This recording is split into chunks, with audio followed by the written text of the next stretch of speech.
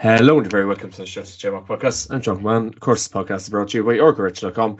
Use the code JMac podcast to get 15% off their website. Of course, get your hands on this lovely Offaly jersey that is up on the website right now. And today I'm joined by former Galway footballer Finian Hanley and Kerry I journalist David Byrne to talk about last weekend's action. So much to talk about, loads of talking points, and it is an absolute pleasure to have these two gentlemen on board tonight. And it is good to see Mr. Finian Hanley back since July. How are you, my man? July, was it that long ago?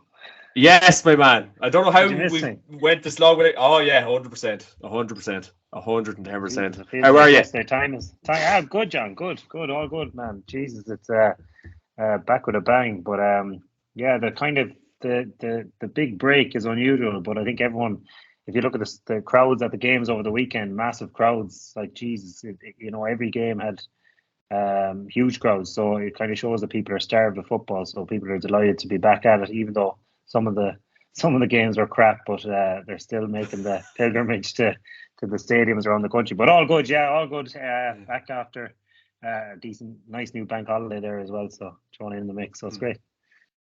Brilliant stuff. And how is that beautiful restaurant, Black Rock Cottage, going up in Salt Hill for you, my man?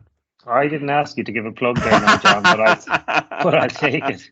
All the cabins down for the summer would have expected them in. It's all good, yeah. Busy out, yeah, really busy. Good start. So a lot of challenges like everything else, but so far so good. Great stuff, man. It's great to see you back and great to hear. The restaurant is flying for you up in Salt Hill there, and Kerry gave up my life. Author, Mr. David Byrne, how are you? I also didn't ask you to give me a plug there. All good, John. All good. And likewise, some crazy games over the weekend. And also, it was great. I was up to Limerick and Dublin game there Sunday. It was great to see such a big crowd at a Limerick football game. Like, they've come so far over the last few years. It's nice. There was a packed stand there, Mac stand in the gated grounds. It was a great game, and Dublin proving strong already. It was an interesting weekend of football, I think. Definitely, man, definitely. And obviously loads of talking points, and I suppose we can crack into it, lads. And it's a pleasure to have you on board and good to see you are in good form. So I'll run through some of the results at the weekend, and we will get on to it. Just waiting for the results to load up. So here we go. In the Alliance Football Division 4 Round 2 in Setu Arena in Carricknore, it was Carlow 111, Waterford 10 points. Obviously, Carlow getting a good win there, and it's been a good start to Carlow in Division 4 so far. And in Aughrim, you had Sligo 18 points, Wicklow 12 points, and then in Laois Higher O'Moore Park, it was Laois 118, Wexford 113. So obviously a good win for Laois, but Wexford are in a lot of disarray at the minute, and Matty Ford will be on a podcast very soon, no doubt, to tell us about the fortunes of Wexford at the minute. And then moving on to Division 3 in Kingspan Breffni Park, it was Cavan 119, Tipperary 17. And then in Glennisk O'Connor Park, it was Offaly 1-9 for Mana 1-8. Very tight game as expected. Good win for Offaly, a 1-point win. And then in Glenn Brothers Pierce Park, it was Westmeath 4-16, Longford 9 points. That is a massive result for Westmeath. It's a tough place to go to, but definitely had the shooting boots on and a good win to back up last week's defeat to Cavan. So they will be absolutely delighted with that, and obviously it's a huge win, and obviously Desi Dolan will be thrilled with that result going in to the following weeks. So then Longford had to be very disappointed, especially after winning the Byrne Cup as well. And yes, so there we go, lads, and I suppose we can move on to Division 2 and Division 1. So we will start with obviously Division 1 when the results just come up for me now. Where are we now? Division 2. Oh yes, and of course as well in Division 3 as well. Park Esther, it was down 2-18, Antrim 2-17. So obviously a very, very good win for Down as well. A 1-point victory, and Antrim really did run them close. We expected a Down win convincingly there, but it didn't go on like that. And then I suppose we can touch on now to Division 2. It was in the TOS Gaelic Rounds. It was Dublin 2-17, Limerick 1-11. And obviously, David, you were at this game live for us. Very convincing win for Dublin, and Limerick unfortunately left with their tails between their legs.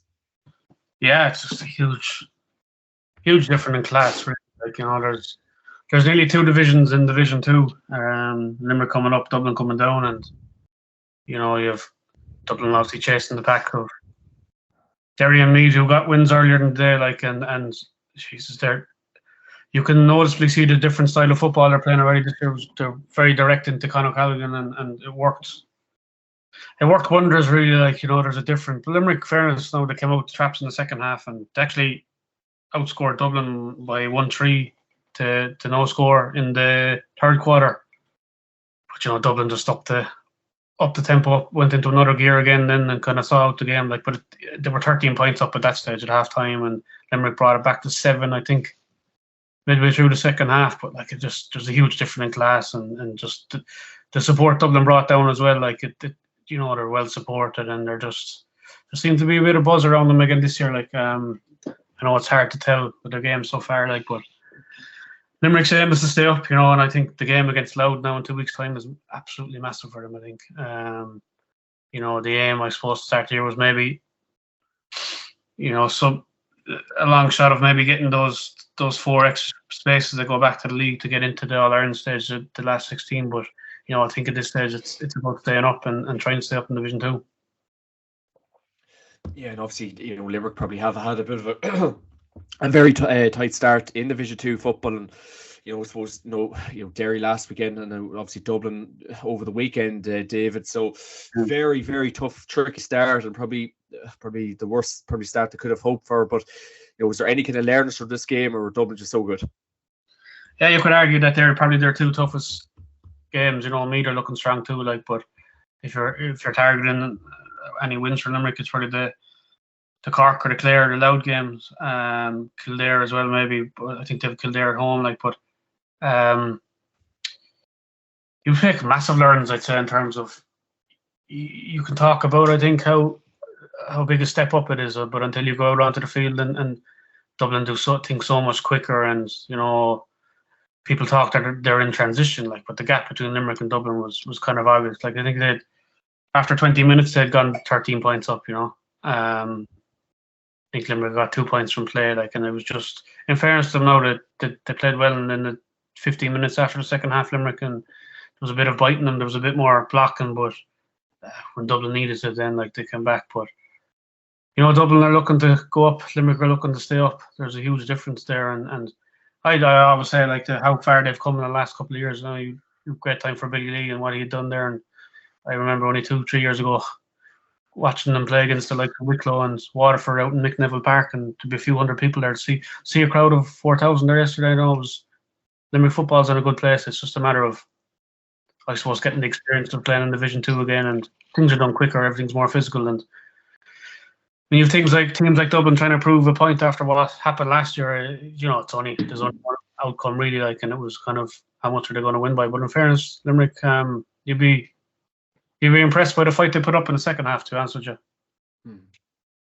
Sorry, Byrne, I just see a few bottles of wine in your background. We're not endorsing alcohol on the podcast. Clear now, spring clean. Very good. Dublin, obviously, there is kind of so much kind of media talk about them, like what they're going to do this year. And I know, obviously, they are minus Jack McCaffrey and Paul Mannion at the back, David. But look, that's a very convincing win over the weekend. Clear outrunners to get promoted once again. Have we learned much from Dublin in that Limerick game, or was it the same old story, Bernie? As I said, I think they're playing a bit more direct.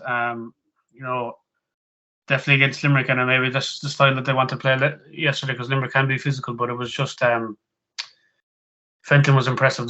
The full forward line scored 113 between them, the 217, like, which is very impressive. I know Dean Rocker got 3 of those were frees and a penalty, but O'Callaghan was impressive. They seem to be playing a little bit more differently, whether that's something they'll bring into the championship, but it's impossible to judge anything and what way teams will play this early in the season, like, but you could argue as well Limerick are changing manager as well. He's trying to find his feet, and players are playing in different positions. I thought Ian Corbett last year had a great season at number 6, and now he seems to be back in midfield with her, need him there, maybe, is it? I would question maybe put him back at 6. Like, he reads the game very well, and he's a great vision and great passer of the ball. And it opens up the likes of Cian Sheehan being in space, and he picks him out. He had a great game yesterday. He must have went off. They went off at half time. Cian Sheehan must have been injured because he was by far Limerick's best player in the first half. And Dublin had hit the crossbar twice. I think Callaghan went to hand pass it over, and they actually didn't score in the 15 minutes. 3 minutes before the half time, I think they went 18 minutes without scoring, which was kind of strange. And then Limerick got the goal through Hugh Burke, and it was a huge boost from them. They went on and scored the next 4 points. But I think, go back to Dublin, I think they're looking a bit more direct. They're looking hungry this year. I thought last few years they'd lost a bit of hunger. Obviously, that's going to happen after winning the 5-6 in a row, and they seem to have a bit of hunger, and I think Dessie Farrell kind of realizes, this is make or break for him as well this season. Yeah, I suppose kind of last thing on it, Dave, obviously you would have been kind of getting interviews and talk around the ground. Any kind of murmurs after the game, or I suppose was there a few different disappointed Limerick heads leaving the stadium on Saturday? No, I think Limerick football fans will be realistic and how far they've come over the last few years. It always plays second fiddle, I suppose, to hurling on the J scene, unfortunately. And that's just the way it is. It's traditionally a hurling county in football.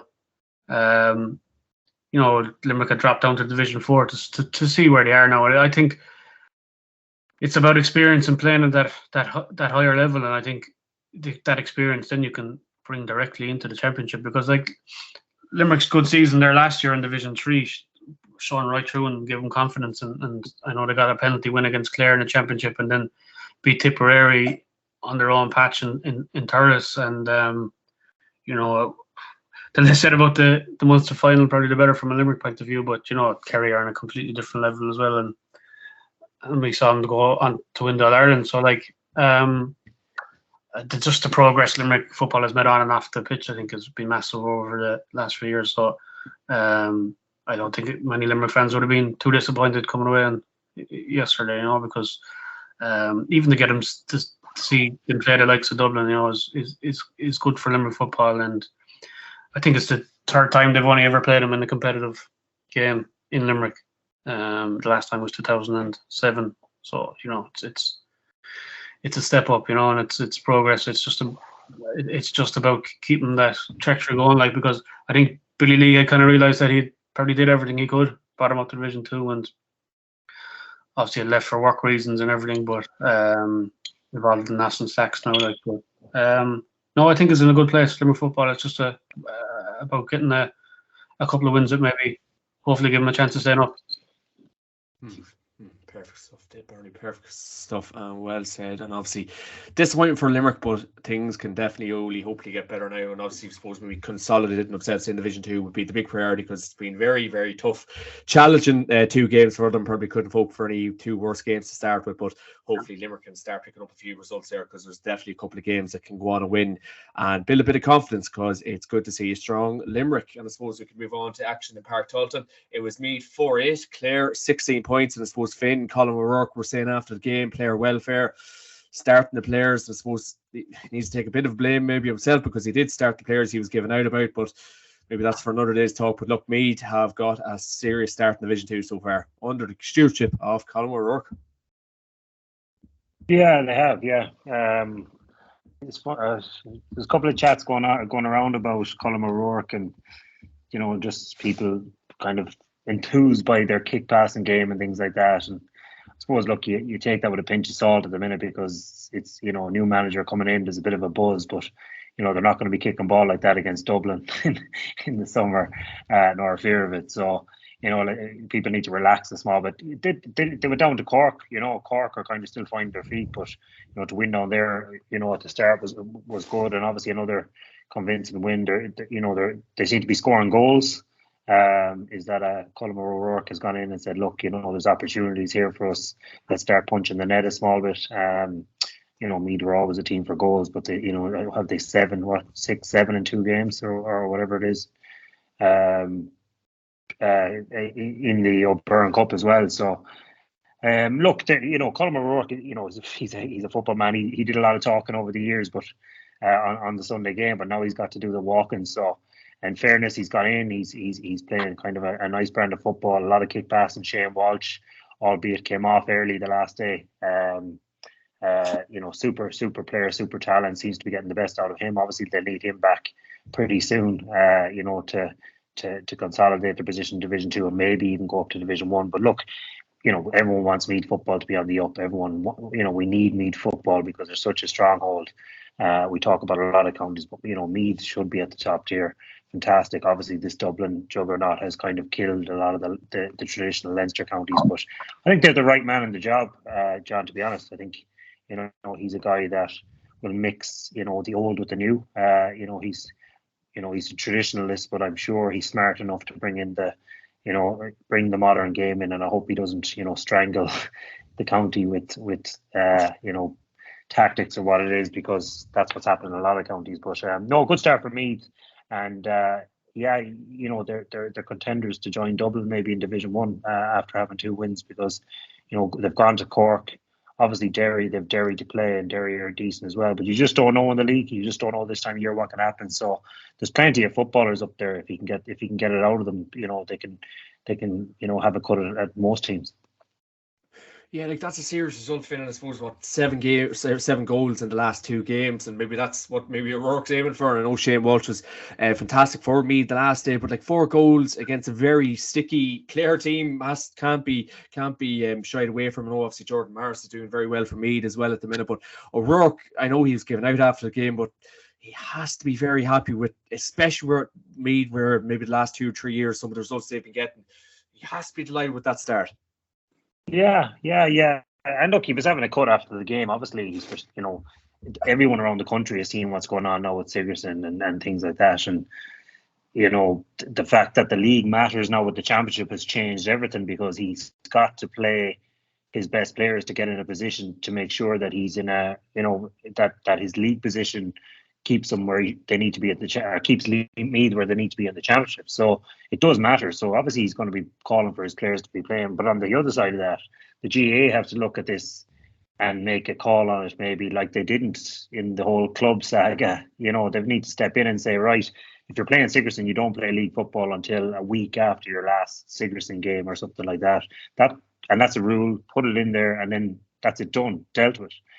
Colin O'Rourke then has to pick the players that are available to him, and anyone that's playing Sigerson isn't available, and everyone knows that. There's no issues. It's across the board, and then they can revolt and give out and say we didn't have our best players. But you're flogging players, like Sean Kelly for Galway didn't play for UCG the last day, or he came on at half time, and then he played a full game the Sunday before. He played a full game this Sunday. So it goes back to the GAA. Colin O'Rourke is probably right. They just need to come up with something that facilitates everyone. There's too many games in the calendar, I suppose, now at this stage, and there's young guys getting absolutely flogged to death, and that's unfortunate. But again, Colum's got to mind his own house, because the pressure it comes with the manager. Managers, how many managers leave, get lambasted, get sacked. The media go after them. Sure, they have to fight back, and by fighting back, they're saying, look, Shane, I don't care about Sigerson. You're playing for us on Sunday against Clare. I suppose, Kev, on that, Finn, and obviously, no doubt the WhatsApp groups are bouncing and the tweets, and you see all social media with Colin O'Rourke at the minute. But I suppose maybe a lot of people have been saying, you did make the decision to play the players, and you took the risk, and fair enough, maybe they're not injured, but you can obviously understand that burnout point. But I suppose, what's your maybe viewpoint on all that? Well, yeah, I suppose, like I said, it's up to the GAA to step in. Like, again, they're just saying, oh, sure, look, with the Sigerson will deal with themselves. And, this has been going on for years, John. This has been going on for God knows how long, where county managers and Sigerson managers are at loggerheads. Then there's scholarships on top of everything else. Lads don't want to play Sigerson because the county have them sucked in. And then the colleges saying, well, sure, look, I'm giving you a couple of grand of a scholarship. You have to play. So it's an absolute mess. Do you know what I mean? But I think the way to fix it is pretty simple. The GAA just, they write it into the rules that if you're playing Sigerson, you can't play a league match until 6 days after your last Sigerson game. So if you play, or 5 days, maybe it doesn't have to be that long, but something like that. So if it's 5 days after you play Sigerson on Tuesday, you can't play until the following Sunday or whatever it is, and then that's it. Sigerson players are gone from the first round of the league, and then in November, December, they have to have bigger panels and stuff like that. Will it work? Probably not. But that's the only way of doing it, because like these lads are getting flogged, and I'm seeing the lads in Galway, like they're out in their ear, you know. Yeah, it's just more, but it's up to the GA to make the decision, you know. What about you, Bernie? What are you thinking? Yeah, and you look at the situation in Kerry last year, and Jack O'Connor even came out this year and was, had his concerns, I suppose, about Clifford's brothers. For example, because Fossa had gone so far and there were more players. Yet, he you look at Paul Murphy and Paddy Clifford nearly straight back into the Kerry team in the second round of the league, and last year, he played players where Tony Brosnan and Jack Savage played the Sigerson Cup game the same day. Kerry had a game as well, and the managers are under pressure. And Finian hit it in the head there. Like, the players are under pressure as well if there's scholarships to play. They had a news talk this morning there that some of the meat players were even not training with their Sigerson Cup teams during the week, even though Conor O'Rourke is coming out saying, that he's trying to give the players game time as well. But like, it's just a tussle that doesn't need to be there. It's personified now with the split season. I think, if the club does well and gets to an All-Ireland final, it's always going to be an issue in Kerry, I think, because they're nearly guaranteed the intermediate and the junior teams get far in the club championship, and you're looking, if any of those players are playing with their college, and then they're straight back into it, and then they're looking at the league. There's more emphasis on the league now for the reasons Finian pointed out there as well, and there's pressure on all sides. It's just where do you pick a spot to play off the competition, because I think when you have them on the same time, there's not much you can do really. Player welfare is everything, and I think there's no coincidence over the last couple of weeks. There's been seems to be more injuries than there normally is. People are putting it down to the training during the winter and on different types of pitches, but majority of injuries come to when you should be resting, you're playing too many games, you're training too often. It's nearly an all year round season for some players these days, and I think what Jack Connor has done with David Clifford, for example, giving him time off, that's just one example really, because he's just on a different level. But like, a surprise to see Paddy Clifford play yesterday, or because they didn't need him. Like, we touched on it in a few minutes, but Kerry did not need that man playing yesterday. The talk locally is, I suppose, that he is the type of character that would probably be in Jack's ear I want to come back on, I want to get going. I think it's just got to stop somewhere in terms of like what happened last year with Jack Savage and Tony Brosnan. You're talking about, if a player plays during the week, Sigerson, he shouldn't be allowed to play a weekend. They drove 200 kilometres to play a game with Kerry, and people say they had a choice, manager had a choice, but like, they're under pressure from all sides. Like, if Kerry's such a strong panel, and Meath are in transition now when the players are coming through, like, they're getting pressure to say, like, I can't be saying to Conor O'Rourke, no, I don't want to play the weekend because I'm not going to get picked the following week. They're playing 2-3 games a week, like, and something's got to give. By the time it comes to summer, then players burn out. You're going to see players retiring early. Mentally, physically, they're tired, and I think something's got to give. Sorry, David. What did Colm O'Rourke? Do you know what Colm O'Rourke? Did he have any alternative or any sheds of wisdom that could change this, or what did he want to do with it, or does anyone know? Like, what does he think is the right thing to do here? That's it, he's obviously going to say his point of view in terms of, he's obviously going to look after Meath and his own players, but he didn't seem to offer too much of an alternative. But as you said, I think it has to come from the GA. It has to come from the top and say this is the rules, because when you're getting the pressure from all sides, you're going to make tough decisions and put yourself under pressure, I think. But I think he was basically saying that, trying to make emphasis that the Sigerson's Cup was second fiddle to league for Meath, which, like, obviously he's going to say from his own point of view, but something's got to give, obviously. Yeah, Yeah, I think it'll be a topic that will go into the weeks, and it's just good to maybe have something else to discuss than the Glen and Croke situation. Maybe for the next few weeks, but we'll wait and see. But something will need to change for the players to be looked after. And then moving on to Newbridge, it was Cork 2-14, Kildare 7 points. I suppose Byrne, not the result Glenn Ryan was looking for. He was obviously very, very disappointed. We seen his interview on League Sunday last night. He was just completely disjointed looking. Cork absolutely railroaded them, and let's not get away from it.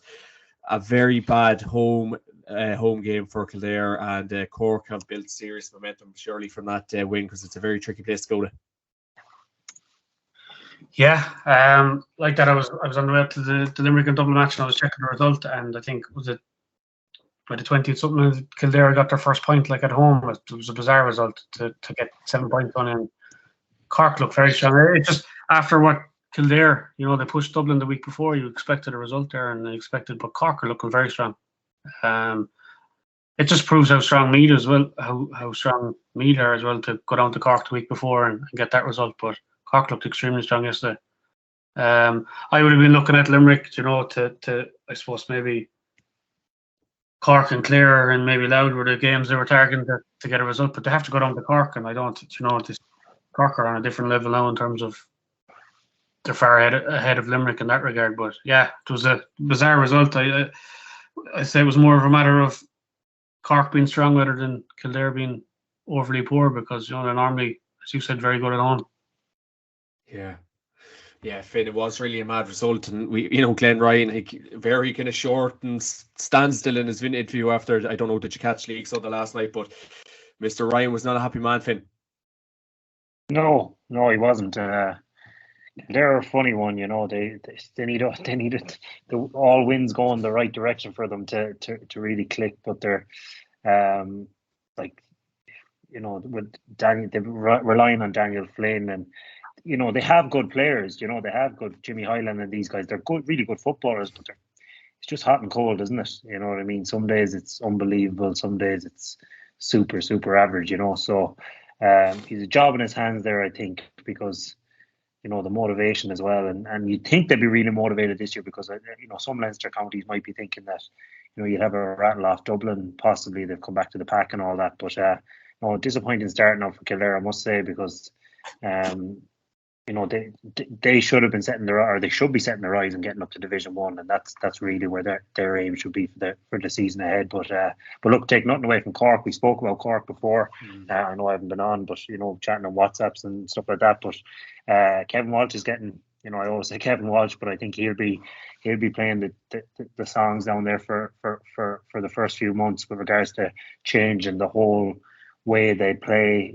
From where they're positioning on the pitch, and Kevin got a lot of stick in Galway at the end for his defensive football, but it's a lot more than that. It's very, very, premeditated. How once the opposition goalie gets the ball and stuff like that, where they set up, and how their cuts, a lot of basketball based play. So Cork were beaten by Meath, but this is going to take some getting used to for them, and I know from experience that Kevin will ask lads to really, really change from what they are. They'll all still kick past and do the natural skills that they can do, but positionally, from not going for the ball and blocking out your man and all that sort of stuff, which is alien to footballers, he'll be the hours he'll be putting in to get them into shape and get that into their heads as their first instinct will be massive. So look, I think it was a good win. Cork will be good this year. They will be a force. They'll be difficult to beat. They'll be difficult to break down, and they'll be super, super efficient on the counter attack. Probably saw that yesterday a lot more than against me the first day. So they'll take a few scalps this year, Cork, and I think they'll roll on in the league, and possibly a win next week or in 2 weeks' time maybe puts them in contenders to pop up with Dublin, as the second team. I know we're talking about Derry. Derry and Cork will be a humdinger. It'll be 5-4. Yeah. But no, it's gas with Kildare. Like, and maybe I know Kildare, like following Kildare, like so it's like both county teams should be pulling your hair out. But Kildare more than any other team, Finn, really like that result yesterday, like to score like 7 points, Glenn Ryan can't be happy. I know Paul Galvin left there 2 weeks ago due to other commitments. I know he was part of the coaching staff, but like you have to be questioning, especially at home. Cork very Jekyll and Hyde as well, but Kildare, they have to be asking serious questions. Like if you're a supporter, you have to be very disappointed this week. Yeah, look, they're not going to be happy up there because they easily get on top of their team, and when things aren't going well, and Glenn will be under pressure now this week because he'll be just looking, thinking, who have I to come back, what players have I to bring in, what changes am I going to make? Obviously we're still, like Daniel Flynn has been their main player for the last number of years, and how long can that keep going? I don't know, but and they have a lot of the same players. They've Cribben and these type of guys, but they're very, very similar in how they play. They don't have a lot of X factor through the lines. I don't think. I think very big, brawn, really, really fit. But I just don't see that they have that eclectic mix of players that can really, really, change things up if things aren't going right in the pitch. It's just very mono for them, So he'll be under pressure now, Glenn Ryan, and the mob is fickle in Kildare. Yeah. And if you lose them, you won't be very hard to win them back. Yeah, he was not a happy bunny yesterday, but that's a serious win for Cork. Obviously, Mr. Cooley, I think he was in the stag yesterday, so he probably didn't get to enjoy the victory. He was happy, and obviously Matthew Hurley, our two fellow pundits in the group chats, they were probably delighted with that win, and maybe if they get the chance to look back on it this week, they'll be delighted with it, especially after last weekend's result. And then we'll move on to RD. It was Derry 2-11, Loud 1-11. So Mr. Byrne, Rory Gallagher, another win. He will be delighted. Derry are absolutely flying at the minute. Close game once again, but Rory would be delighted once again. Yeah, Derry looking very strong. I didn't see much of yesterday, but against Limerick, they're very, very impressive the week before. And everyone knows what they did the year before, last year, getting to the All-Ireland semi-final. And, I think they'll really push Meath and Dublin at the top. I think they really put pressure on Dublin to get a good result in Limerick later on yesterday as well. Like they blew Limerick apart the week before. I think they're obviously aiming to go up as well. Like, and I think you could argue, I suppose, a start against Limerick and Louth wouldn't be the toughest of starts. Like, but they're looking strong so far. Yeah, absolutely are. What about yourself, Finn? Obviously, Rory will be delighted with Derry's start. Oh yeah, he will. Yeah, I suppose just a lot of good things happening in Derry. Like moving on. Obviously, the semi-final last year didn't go as well as they expected it to, but I do think that it's building blocks, and similar to what we saw in Donegal in 2011. I'm not saying that they're going to go on and win the All Ireland, but is there a Barcelona or a Dublin of the tens, or a Kerry or the like? I don't think that any of the other teams are brilliant or great teams. I just don't think they are. So can Derry rattle anyone on their day? Of course they can, because they have the players now, and obviously what happened with Glenn this year and all that sort of stuff. They're super efficient in their system. So I'm sure he'll try to improve that. It looks like he's trying to improve it and probably tweak a few things because he's so meticulous in his preparation. So if Derry will improve a bit this year again, I think they'll be a better team than they were last year. So that closes the gap between them and Sam Maguire.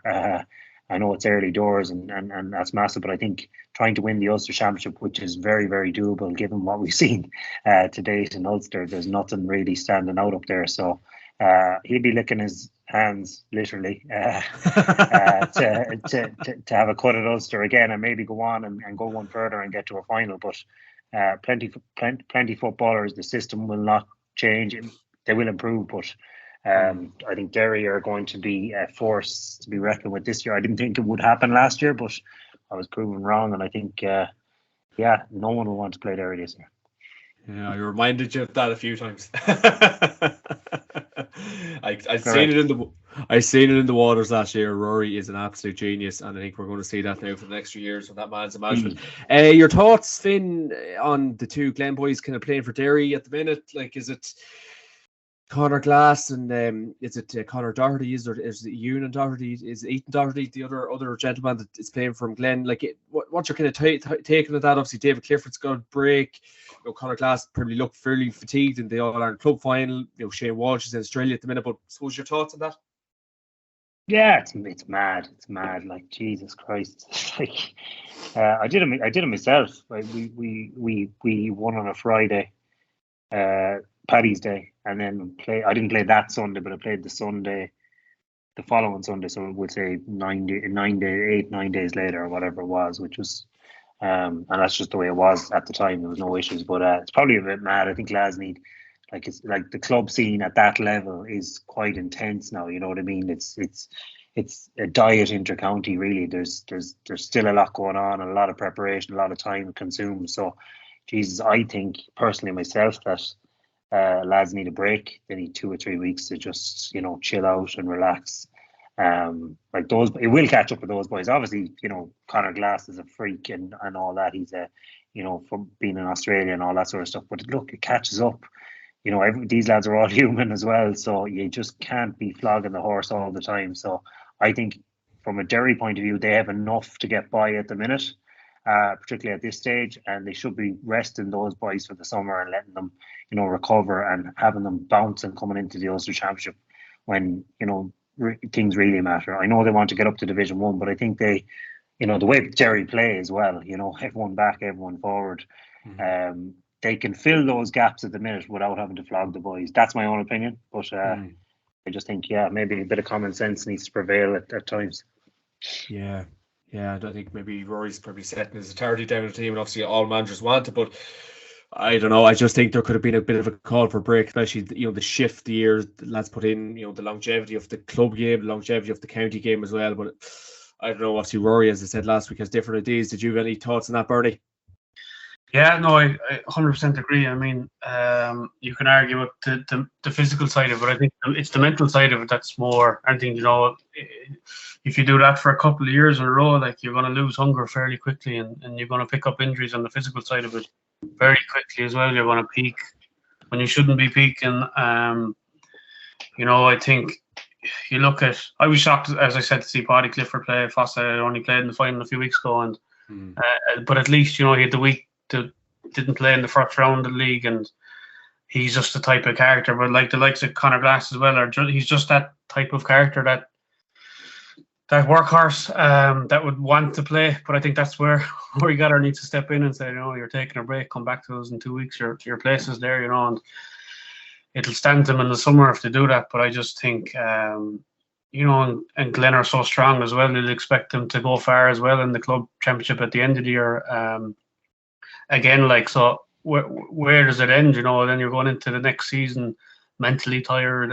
You haven't had a break, you haven't had time for a family. And I think what they've done with Clifford is, I think you look what he did on the pitch last year, and I think he's had a very, very early start to the season last year.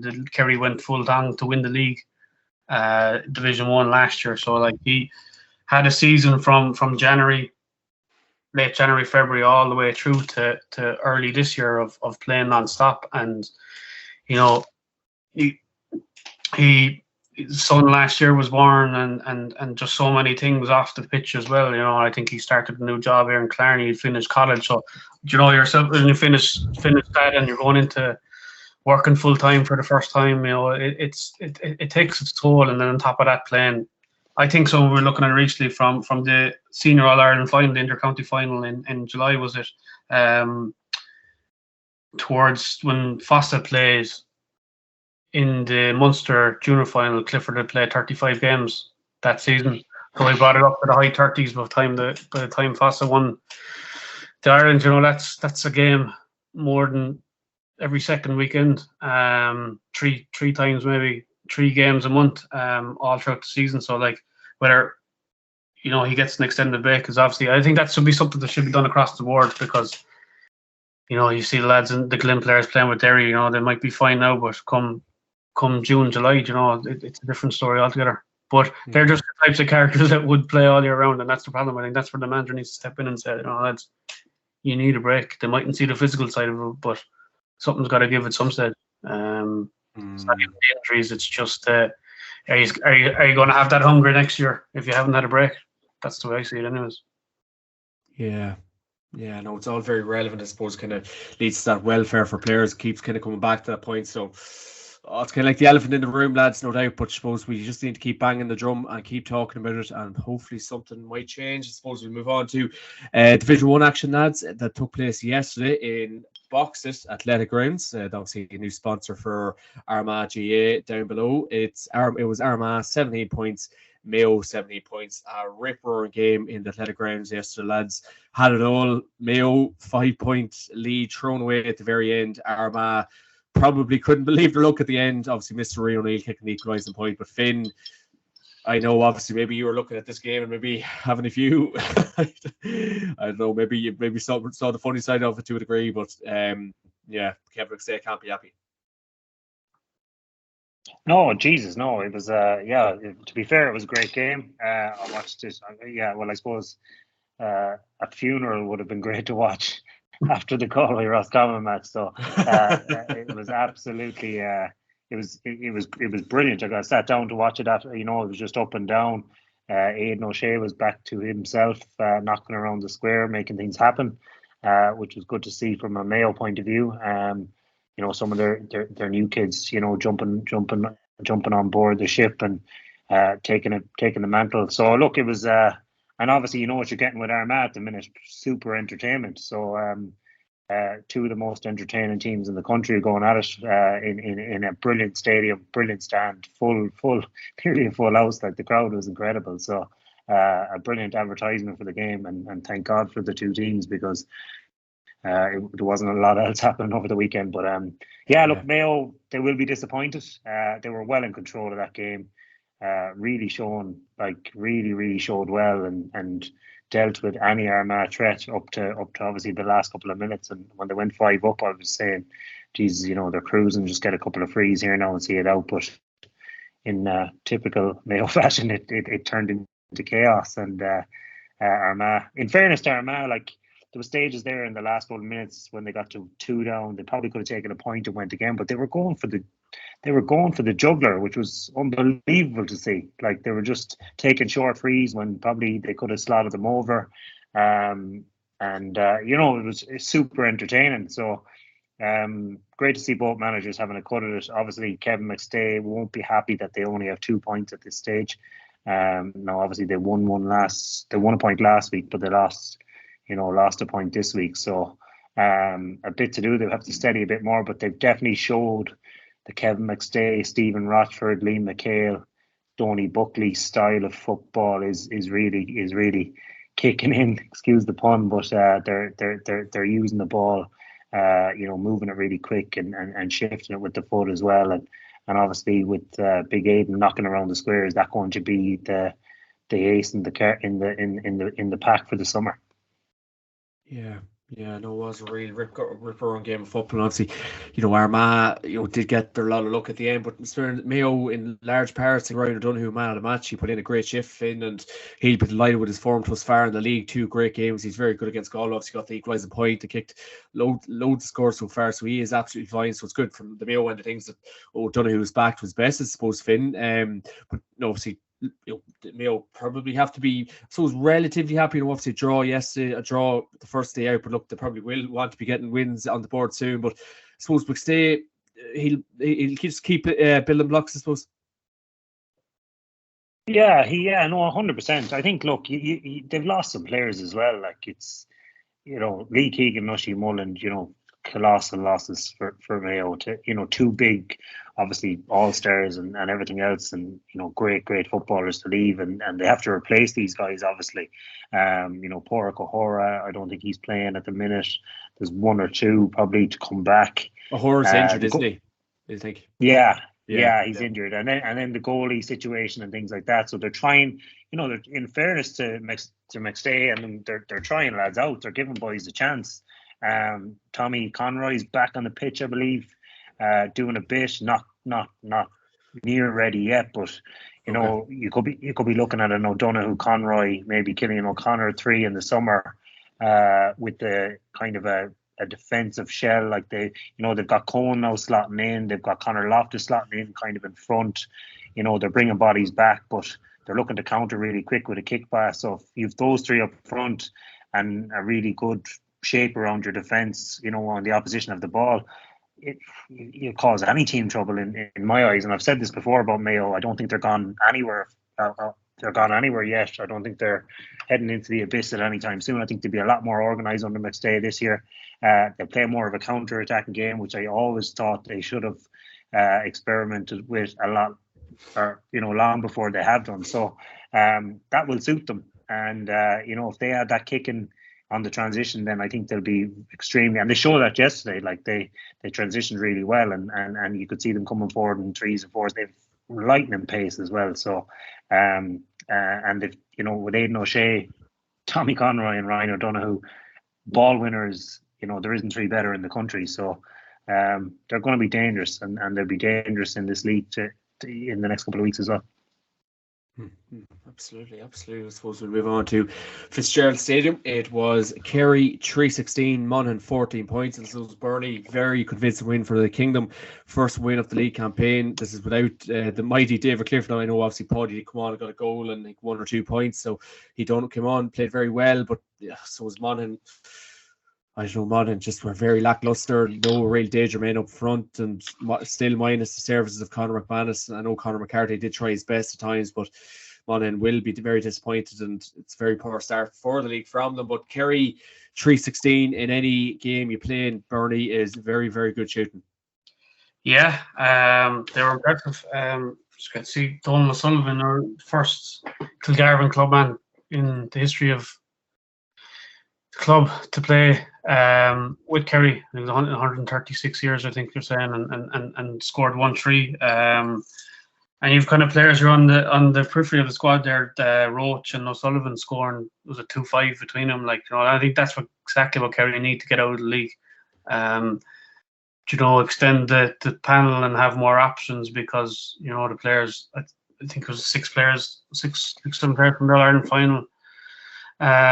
Starting the other day, and players have still to come back in, and I think I think that's exactly what they need if they're going to repeat last year, that stronger panel and more options and players that can play across a couple of positions. You see Limerick in hurling, that's exactly what they have. If they miss a player through injury, they have a player who can slot in that knows the system, and I think that's exactly what Jack O'Connor is getting out of the league. But it's kind of worrying for Monaghan. They were kind of poor enough. You take Paddy Clifford's goal, for example, there was no press and completely dropping back, kind of expecting to slot over a point, and just completely stepping back on him. I think he ran maybe 40, 50 yards and nobody near him. Everyone allowed it. It was an unbelievable solo run, but nobody was near him, and you kind of question that at this early stage. You gotta. But you could also say the same.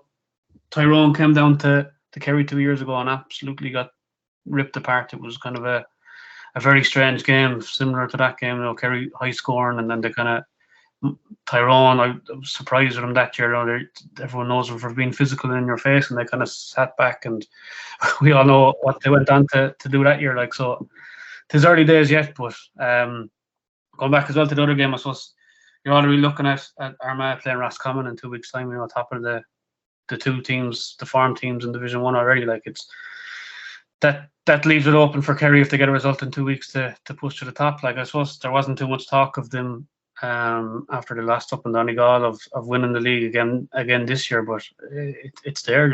If they wanted, it's there. And when the big names start to come back in, then and I think what Jack O'Connor will be most pleased about is the likes of Roach and I don't know, they're that would probably be thereabouts on the panel making subs bench, but they're making such a contribution at this stage. They're extra options there that a lot of Kerry fans wouldn't have even thought about at this stage, and they've such a strong panel overall, and I think you can have players that. But for me, in the championships, there's no standout team, and that's what'll make it. That's what I like to think of Derry, and there'll be a farm team that comes through, because you look at a Connacht championship, Mayo need to hit the ground running, I think, in the league, because only in 2 months' time, they're playing Roscommon and they're on the tough try to draw, where they're playing Galway, the winner of that. And it's strange to think that the one to Sligo or Leitrim will be in a kind of final, but that'll open up the whole championship all the way. And Ulster seems very open as well. So I think Kerry need to use the league to peak at a certain time, because there's so many players involved in club games that I think it's about resting them and I don't think they'll be too disappointed if they don't win the league again this year, but it's about kind of blooding younger players and using the panel players and kind of going from there, because I think they'll obviously be expected to beat Munster again, and I think whoever comes out of Ulster then, and Dublin looks strong as well, like, so it's completely open, I think. It'll be quick, fast upon us, really, like in 2 months' time. Yeah, and in fairness, I was very, very impressed by Micheál Burns, and obviously Micheál Burns is a very, very good underage player for Kerry. It'd be interesting to see, obviously, does he make the step up now for the senior team and stake his place? I thought he got on so much possession. I know he's probably allowed a lot of possession. Thomas Sullivan kicked 2 great points as well. Like, there was an array of scores, and I know Monaghan were very slack with their defending, but it was a joy to watch Kerry at times. Nice direct kind of football, Byrne. But Donny O'Sullivan chipping in with 1-3 and Dara Roach with 1-2. So the shoot efficiency was fantastic. Yeah, it just shows players that are there, they can slot into a system, and the way Jack has them playing, they're hard work and they're completely different the way they were a couple of years ago. When they lost to Cork, I suppose, down in Cork in 2020, wasn't it? That's Kerry really lacked that physical side, that physical aspect of their game, and he's brought that into it, and everybody seems to know their jobs, the likes of O'Sullivan and Roach coming in, slotting in, because you never know when you need them.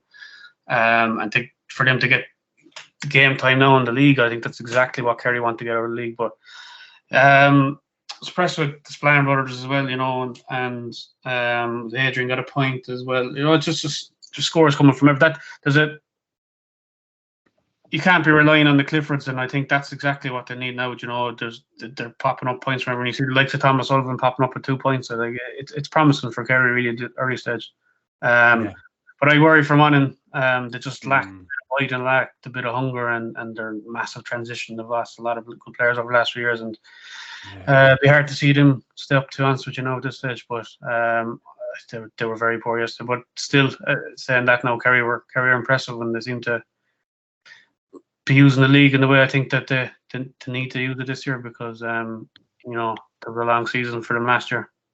Yeah, no, it really was a great performance. No, Monaghan maybe at the start looked fairly good, but Finn, you really have to think it is warning signs for Monaghan at this early stage. Like, that's 2 bad losses, very poor performance. Yes, I know obviously Vinny and Marty Curry are the right men to bring Monaghan forward, but I suppose as Bernie just said, there has been a lot of transition. But I think if you want to stick a claim on the Monaghan team, you got to step up. But I know Kerry had different ideas yesterday, but Monaghan can't be happy so far. No, certainly not. As I said earlier, it'll probably start shining through the limitations of Monaghan with regards to the population and all that.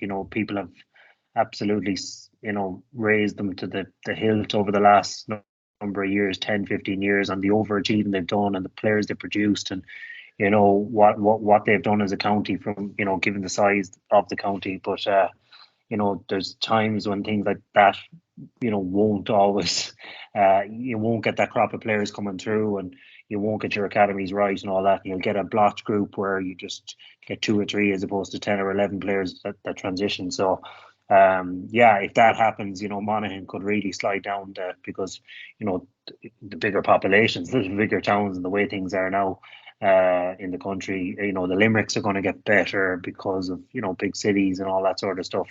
The Clares have improved and things like that. So so look, you wouldn't Monaghan have been great. They've been great viewing over the last while, but I would fear for them in the league this year. And obviously the Ulster Championship now is there's no team lighting it up. The Cavans of this world or the Downs of this world could have a right good cut at it this year again. The big 4 are coming well back to the pack now. With the Tyrones, the Donegals, the Monaghans, and Derry are probably the pick of the bunch up there. So it might be more competitive. It might be a little bit more open. You might add 2. The standard might come down a bit, but that will add a Down or a Cavan then back to that pack again, which might mean that we'll have a lot more competitive games early on in the Ulster Championship. But yeah, Monaghan, I don't think Monaghan are going to feature this year in any man's language, and I think they're probably the favourites for the drop at the minute.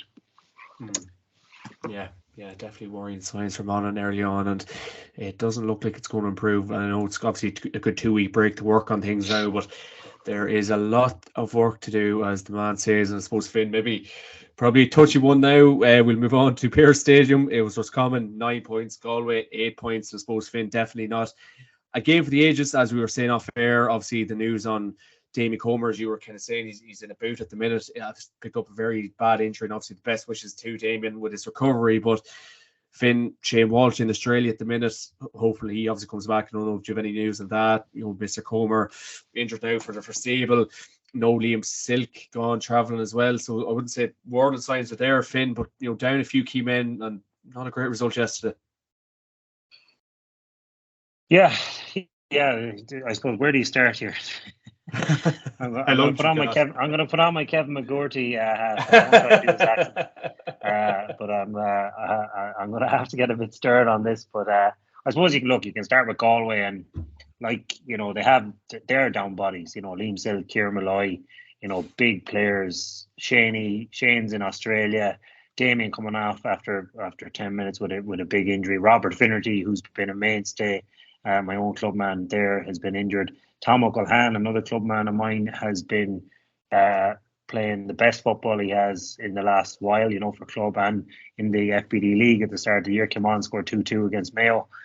He got injured as well, so struggling up front big time. Nothing up front. We just, Ian Burke is back. It's going to take him a while to get back into it as well, and didn't look himself with regards to his sharpness. Kicked a good score, but didn't really dedicate needy from frees, but we weren't kicking it in either to them. So up front, particularly, I think we can plaster over the scars a little bit at the back because of the way we play, which is very defensive. But look, Porrick will be disappointed. He'd be disappointed with the performance and just everything that went with it, and obviously losing to Roscommon in Pearse Stadium in the league is just it's just a no-no, to be honest, that in Porrick's eyes, and that's just the long and short of it. And that yesterday was way short of good enough from our lads. And as we've said already, the Matty Tierney's, the Paul Kelly's, the Sean Kelly's, they're all kind of similar type of players. Like Sean Kelly's one of the best players in the country, but he's that runner, he's all that, you know what I mean? Like, he's not going to be in scoring 1-5, 1-6. He's not going to be opening up, and he can only do so much. And they're absolutely bollocks. They're bollocks tired. Like, they just look out in their ear. They're playing colleges, they're playing club. Yeah, they're absolutely wrecked. Like. Yeah.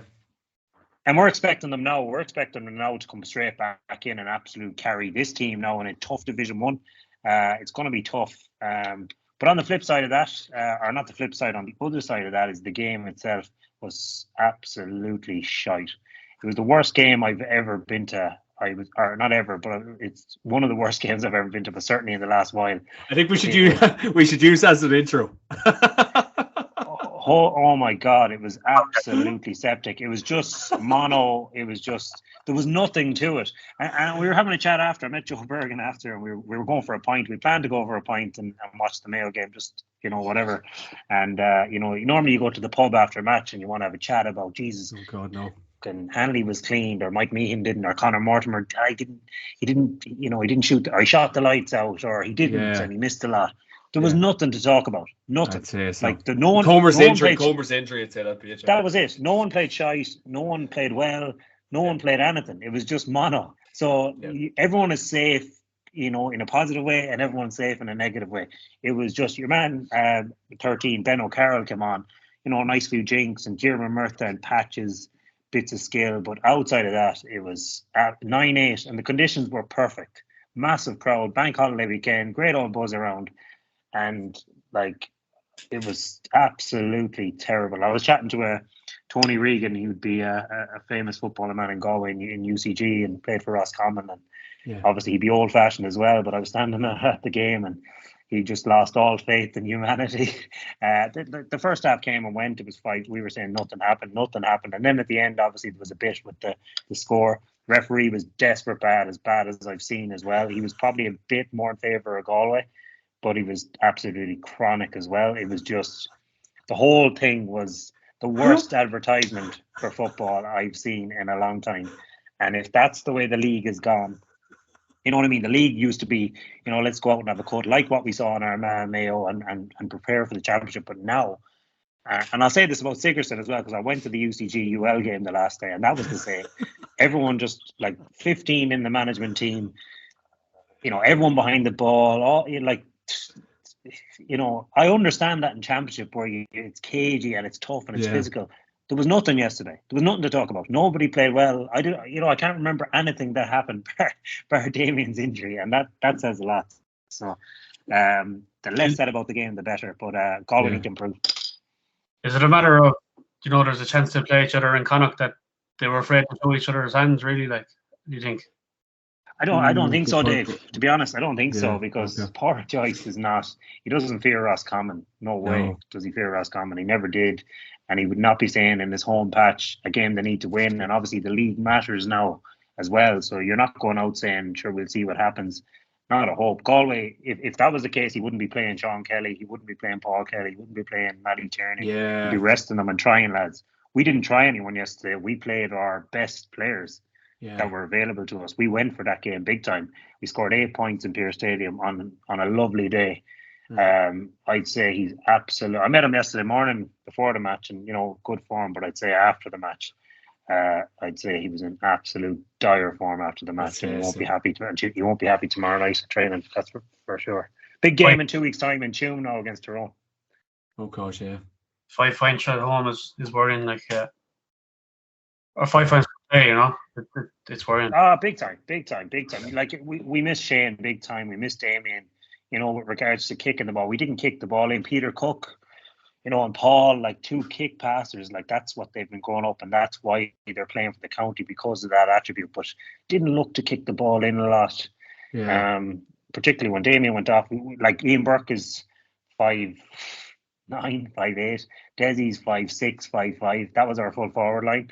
Do you know what I mean? And there was, obviously there was 14 Roscommon bodies there as well, and it was just it was a pathetic attempt to advertise the game. Anyone from a different country that ended up in Pearse Stadium, fucking hell. Might be fell asleep before. Yeah, Christ. My synopsis of the game was there's a volunteer elderly man who hands out the programs in the press box in the Gaelic grounds, and he came up to me at halftime. We had a good chat beforehand about the Dublin coming down, and he says he was asking me the result in the Meath and the Clare game, and then he turned to me and he must have seen it somewhere. It was on TV, I don't know. And he says to me, "Oh Christ, you're lucky you didn't get to see the Galway and Roscommon game." So that's so I don't think I even watched the highlights of it last night. So no, there was no highlights, to be honest, lads. That summed it up for me, and I think Finian said probably the less said about it, the better. Yeah. I suppose maybe Roscommon. In fairness, I suppose Roscommon. Top of the table, 2 from 2. Manager. In fairness, they're like Roscommon have some good footballers. The Murtas are serious footballers. This Ben Carroll is a great. Keep saying this. Yeah. Brilliant kid. The Dailies, Enda Smith, like they have really, really good footballers, and they seem to be going on this super defensive way. They're all dropping off into on the opposition kick out. They just let they drop to the 45. And they start their tackling from there, which teams do. I think Donegal kind of were the first team to bring that in, but and then they start strangling and they move back through the channel. So they all end up in their own half, but they do engage at the 45. So a difficult team to play against. And Armagh won't get it. They could get another 4 points, Roscommon, and that will see them safe. But there's ballers up there, because when they do get the transition right, they've got guys who can kick scores. 2 Murtas kick from anywhere. Enda Smith can kick from anywhere. This Ben Carroll, and even the Stacks of this world can get up, and Tiger Rourke can kick a score as well. So, in fairness, bad and all as it was, they can only beat what's in front of them, and they well deserved their win, because they missed a sight of chances as well. In the second half, they're well on top, and they kicked 5 or 6 wides that they should be scoring. So I think Davy Byrne said at half time that they were taking the wrong options, and once they tidied that up, they got the scores they needed, But there's more in Roscommon, I think. Yeah, I Yeah, and I think that, I keep saying it, the right men are in place without a doubt. Obviously, Mr. Davy Burke or who's the Roscommon manager? The name eludes me. Who's the Roscommon manager, guys? The name eludes me. Davy. Jesus, the name absolutely escapes me. The name Roscommon manager. Burke. Davy Burke, isn't it? Yeah. Yes, Davy Burke. So I honestly think he will get a kick out of these Rossi's lads. But I suppose, Finn, maybe I don't want to send your blood pressure too high tonight, but for a Division 1 team, maybe for Galway not to have that plan B when Comer and Shea Walsh are not there, is that worrying from your end of things? I don't know. Have we much else, John? To be honest, obviously Robert's not there either. So your full forward line for the final last year is gone, and then you have Paddy Kelly who started at 10. Patrick Kelly, he's not there. Didn't play either. I don't know, is he injured or what his story is. So you're missing a huge amount of your forward line there, and some lads have kind of pulled away, and Finian O'Lee's in Australia as well. So a lot of lads have left, and look, we haven't become world beaters overnight. We got to the final, and we could have won the final and all that. But we got on a crest of a wave after the league final, and things just snowballed. And we do have unbelievable footballers in Shane and Damien and John Daly. But I just thought yesterday we were so deep. John Daly's a kick passer, and he was so deep that his kick passes weren't getting out of our own half. Do you know what I mean? So we just need to bring the line up a small bit more than what we're doing. We're gone really, really into our shell, and I don't know, is that, let's get a bit more defensive this year. We'll definitely get over the line on the counter, but, we're better than that, I think. I think, we do need to be tactical in defence, but we need a little bit more going forward, than hand passing. There's got to be an outlet there. And I suppose maybe there's a trust issue there that we don't trust the newer lads coming in because, we expect Shane and we expect Damien to drag us over the line. But get Robert back in a couple of weeks, Tom O'Culhan, Shaney back from Australia, to help of God, if he comes back, and things like that. And then, but look, Paul Conroy's there, 34 years of age, still playing FBD and league. I don't know what the story is there. Should we not be holding on to him for the championship? But look, I'm not overly enthused. We need to be getting to a quarter-final, semi-final this year, but it's going to be tough. It's going to be tough with the players we've lost. And surely this is enough incentive to come back and play for the mighty Galway, Finn. Who, for Shane? For yourself, big man. Oh, Jesus Christ. I was happy now in the pub after the match, straight after the match, then going into an hour meeting and getting lambasted by the manager for playing shy. But you know what? There's no, as I said to you, in the pub talk and after the match, it's just when you're knocking around, there's no talk about, as I said, there's no excitement around. Jesus, he was unreal. Even I shipped many's a cleaning myself, and lads, which fucking Hanley got cleaned, or Bitsy got cleaned, or or Michael Mean scored 1-9 or missed 1-9, or do you know what I mean? It's just not, those conversations are few and far between now. It was flat. It's very flat. It's very mono. Yeah. It's just it just wasn't freezing is all it was yesterday, but that was it. There was nothing else to report. Yeah. There we go. Beautifully summarised, Mr. Finn, and hopefully Galway's results will pick up, because I love Galway and I love going up there. So it's all about the people up there in the cracks. So hopefully the results improve. And the last game, lads, to cover in O'Neill's Healy Park, Tyrone 16 points, Donegal 8 points. We talked about bounce back ability. Obviously, Tyrone badly needed this win. Donegal, you thought there would have been a bit more confident after getting the win against Kerry last weekend. It was a shocking result for them. Mr. McBurdy only get this 1 point from play. Will not be good enough. Mr. Byrne after last weekend, but Tyrone will be happy with that win, surely. Yeah, I thought McCurry was very impressive, from the freeze that he was scored. That's kind of what's the difference throughout the game when you have someone like that to keep the scoreboard ticking over. You're obviously within the chance, and I think the week before was a matter that Kerry were poor in their first game back, rather than Donegal being overly impressive, and I think, but it still was kind of a bit of a shock result, and it really opens up the whole division, I think, now, because a lot of teams that had last one 1-1 or 1-1 last one, and Kerry are one of those, Donegal are one of those, and it really opens up for the likes of Roscommon and Armagh then in 2 weeks' time, and Teams below him can go push on top. It really opens it up. But yeah, it wasn't impressed with Donegal really. I think the game. Look at it now: 1, 2, 3, 5 points from play, similar to Galway. That's not what you want at this stage, really. It's about the spread of scores as well and blood in players. But I thought they were very poor compared to the game against Kerry, which they had. Kerry, what impressed me with Kerry was the times that Kerry came back in the second half and seemed to have the momentum, or winning the kickouts and I got a couple of scores in a row. I know Kerry had a couple of wides as well, which they should have got. But Donegal kind of, I know that the crowd behind them at home, but they never gave up, and they had that belief, and obviously they went on to win against Kerry. But yesterday they just seemed very, very flat compared to the first week. You're probably going to get that when you go up to Tyrone. They offer something very different, and they're physical. But yeah, I expected more from them now, to be honest with you. Yeah, I suppose, Finn, obviously, as Byrne just said, Darren Curry chipping in with 7.6 frees, 1 from play. Dara Canavan chipping in with 3 points and lovely assists as well. So them two boys are absolutely flying thus far for Tyrone. But it's a great win for Tyrone. But Donegal, especially after last weekend, they have to be kicking themselves. But Tyrone, they're off the mark, and Brian Duro looked absolutely relieved yesterday. Yeah, the league is. I suppose the league is like that. Donegal were lauded last week that new players brought through and beating Kerry and all that sort of stuff, and the celebrations after. But the league is funny because none of these teams in Division 1 are a million miles. Kerry aren't a million miles away from Monaghan on a wet day up, and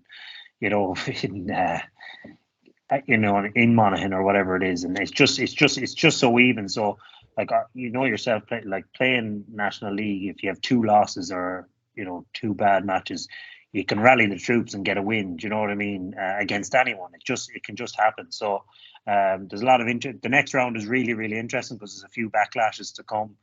You would think. But yeah, look, Tyrone have good players, and we spoke about it before. Are they going to build this team around Dara Canavan? At 11 is it time to just put him in and let everyone else move out of his way and let him at it. It probably is, and let him be the focal point of the attack.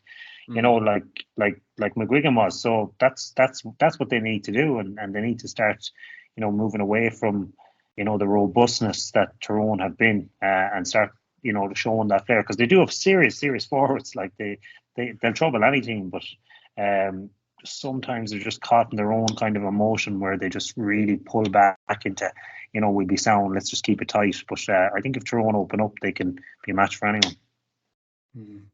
I suppose, kind of, Finn, your thoughts on maybe, I know obviously there has been a bit of chop and change up in Donegal. I know obviously it did take a long time to get Paddy Carr ratified, but I know obviously Michael Murphy did retire in the last couple of months, and Paddy McBurdy, big shoes to fill. But no fault of his own, but Paddy McBurdy could chip in with 1 point, 70 minutes of football. Things will need to improve for Donegal if they're supposed to have any chance this year. Yeah, they will, and there's a little bit of transition going to happen there. Well, a massive transition if Michael Murphy's been a mainstay, and you kind of see when these players leave what type of characters they were for the team. Michael Murphy was generational player, what he did, and obviously in and around the dressing room, not just on the pitch, but in and around the dressing room, I'd say, just lifting players, getting them over the line in games they should never have won or whatever. So, Paddy McBurty's a brilliant player. But if you look at it, Paddy McBurty kicked the winner the last day, and he contributed so much to the game, and But Tyrone then spend the next week on stopping, video analysis, going to their phones, whatever the corner back, and doubling up and keeping them out of the game. So that's what happens, and that's what will happen to a lot of players. That Ben O'Carroll against Armagh won't be let nip through left, right, centre, because the boys will have done all the homework, and they'll just shut him down, and that's what they did with Paddy, I'd say. Yeah, and it's a good point, because obviously there was a stage where McBurdy was kind of going through, doing that kind of backdoor chop, or whatever way you wanted, the backdoor cut, and Tyrone lads, I think poor Campsey just absolutely stuck to him. So McBurdy did try that yesterday, and as you rightly just said, the Tyrone boys, as per usual, done their homework. Yeah. So that's what all teams are doing, and particularly, as I said, like Galway are playing Tyrone. Galway on 1 point, Tyrone are on 2 points in Tuam, which would be a tight game. Always, we always seem to have the advantage down there because people, no team likes going to Tuam. So, but the winner of that then is, a bit of breathing space again. So, but the loser, like if Galway losing Tuam to Tyrone, serious bother. So, yes, there's a couple of big games coming, but I think Tyrone will be okay. They'll rally the troops and they'll feature again in Ulster. Donegal, big win against Kerry, but I just don't know is that bit of flair. Like the O'Donnells, very good players. They still have all the big guys. They're able to kick from distance. That's kind of their saving grace with regards to playing against kind of defensive teams. But I wouldn't say all is right there. I see Carl Lacey's leaving the county now as well. Yeah, you just wouldn't know. Just it's not all positive coming out of there. I suppose is what I'm saying. Yeah. I know, obviously, like, it was, as Byrne was saying, it was a great win against Kerry last weekend. I know Paddy McBurney did come up trumps, but I just think the need to really get I know he has been on the bounce since 2011, but they really will need to get so much more out of him. I know it's county football, it's high pressurized, and I know they are big boots for to fill Michael Murphy's boot, but he'll need to be doing so much better than he is. Yeah, he will. Yeah. Look, and in fairness, he's young. He's still a young man, even though he's 10 heavy years played. But I don't think he's going to be filling Michael Murphy's boots. I don't think anyone. They're never. Yeah. They'll find a Michael Murphy once every 50 years, or they might never find one at all. So. Yeah. They just have to look at a different way of doing things or whatever it is. Besides Michael Murphy into the full forward line, out to midfield, taking the kickouts, making the sandwiches, like that. He's done everything for the last 10, 15 years, and they just need to find a different way of doing things. And it's a massive loss to a dressing room to go in and everything changes and different voices and all that sort of stuff. So I'm sure they'll figure it out, but I don't think they'll figure it out in time this year to really trouble a lot of the top teams. Yeah, it's looking like that. It'll be interesting to see what Paddy Carrick will do for now these next 2 weeks, because it's a bit of a saving grace because there is a nice wee break. Obviously, no games this weekend, lads, so nothing to preview, so no kind of bets of the weekend or player to watches. But what a question I will ask you, Mr. Byrne, your player of the weekend and your maybe performance of the weekend. We'll stick with Division 1.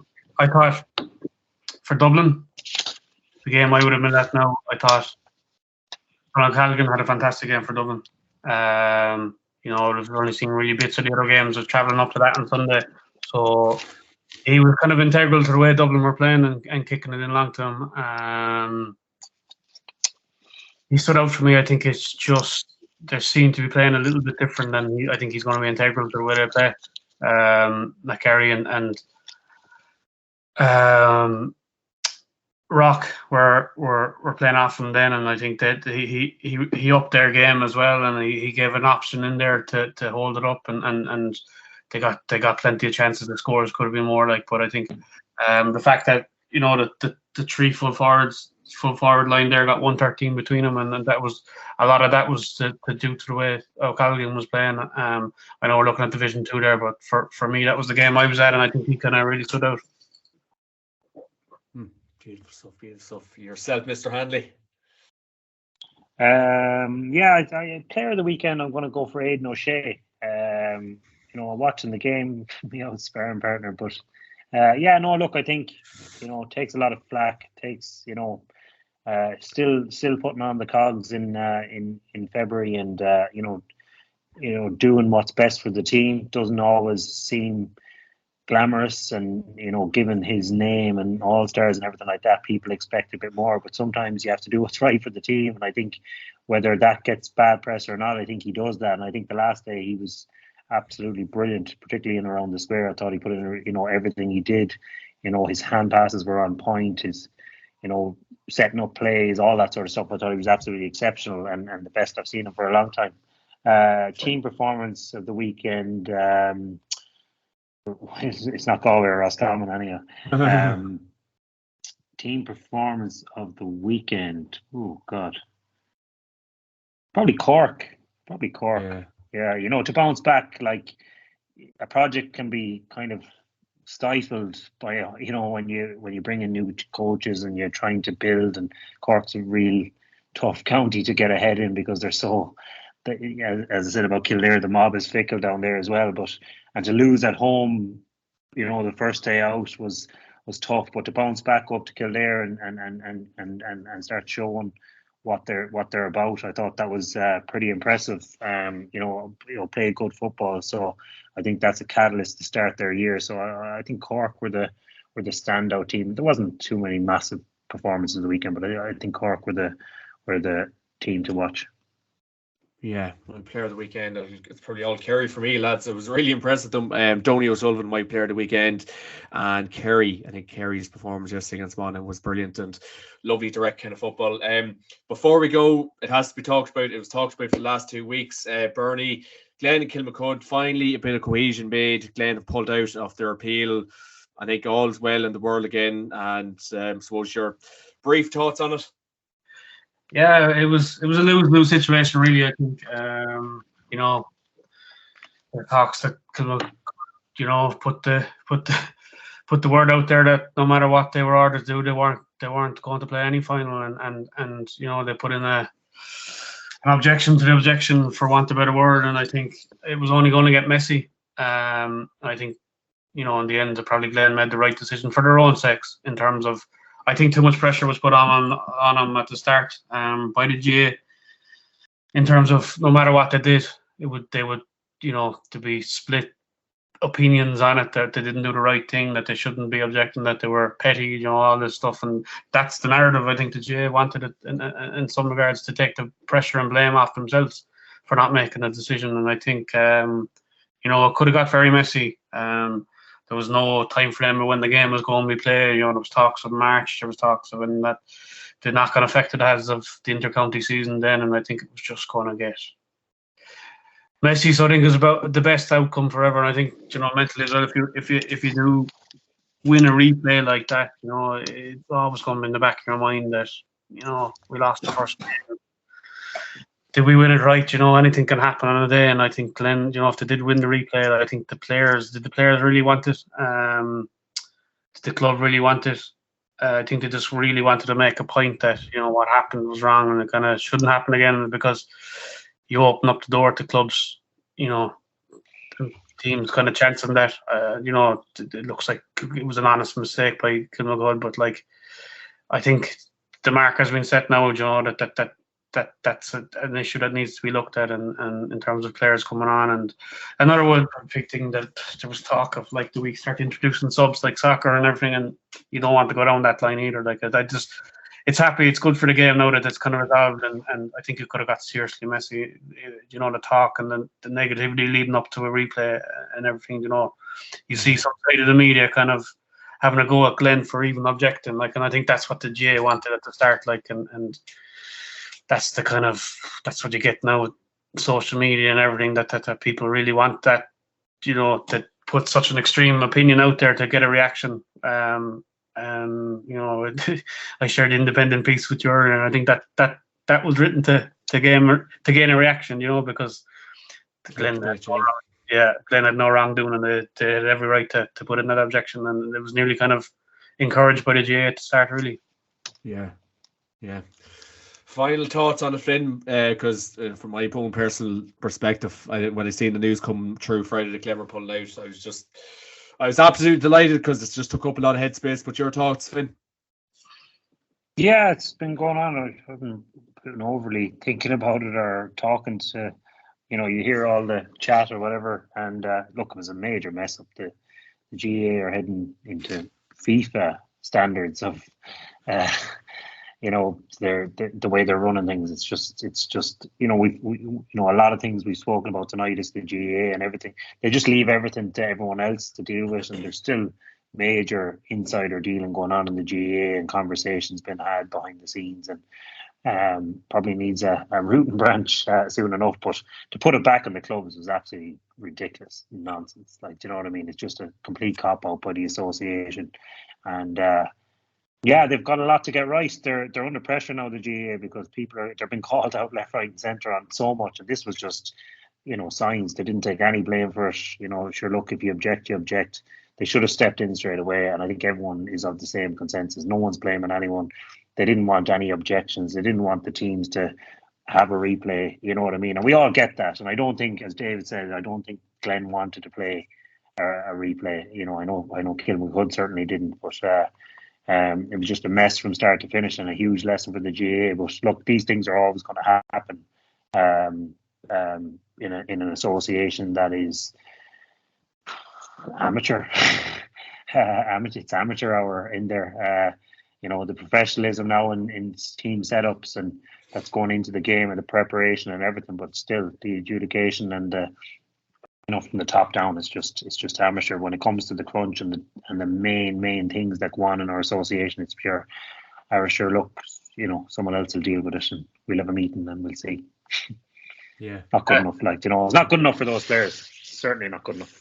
Yeah, I think that's my thoughts on that. That they betray themselves when they try to go down that line that they're amateur, but it kind of seems when it suits them, that they're a big association. Then when there's, I suppose, money to be had, and you look at the situation with this Katie Taylor fight, we own the stadium, we're a big professional organisation, we don't deal in, in terms of, we're not giving our stadium away for nothing. It's our stadium. They want to make obviously a massive profit off it as well, and yeah.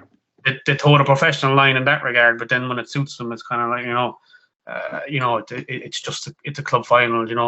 Stop making a big deal about it. That seems to be their attitude after the anything, and I don't think it would ever happen in any other sport, professional or non-professional, where the association, which the governing body, pushes that governing onto the clubs and the teams involved, and it's just they try to to toe the amateur line when it suits them, really, and that's kind of what they did. And I think it just needs to be look, we're the governing body, the buck stops with us, and they can't be putting pressure on what our amateur players play with their clubs. Yeah, lads, yeah. To be honest with you, a great shouts, lads, great opinions, but yeah, thanks be to Mary, Joseph, it's over, and we can all move on. But then obviously this player welfare dealings at the minute and looking after players, but look, it hopefully they can get some cohesion sorted with. But lads, thanks a million for joining me this week. And of course, this podcast is brought to you by YourGarage.com. Use the Rogue JMac podcast to get 15% off on the website. Mr. Finian Hanley, former Galway footballer, thank you very much. David Byrne from the Kerry's Eye newspaper, thank you very much. Cheers, boys. Pleasure. Cheers, boys. Take care. Fine,